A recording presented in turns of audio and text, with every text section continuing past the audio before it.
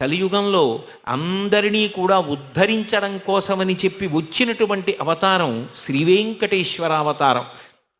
అందుకే వెంకటాద్రి సమంస్థానం బ్రహ్మాండే నాస్తికించన వెంకటేశ సమోదేవో నభూతో నభవిష్యతి. వెంకటాచలము వంటి పర్వతము కానీ వెంకటేశ్వరుడి వంటి దైవము కానీ ఇత పూర్వము లేరు, ఇక పైన ఉండరు అని చెప్తారు.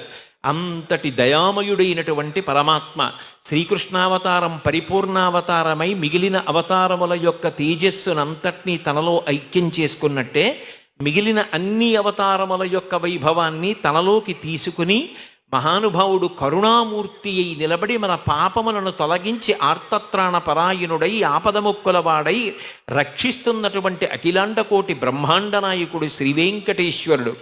అటువంటి శ్రీవేంకటేశ్వరుడు వేదోద్ధారణ మందరాభరణ పృథ్వీధర్మ నిర్మాణ ప్రహ్లాద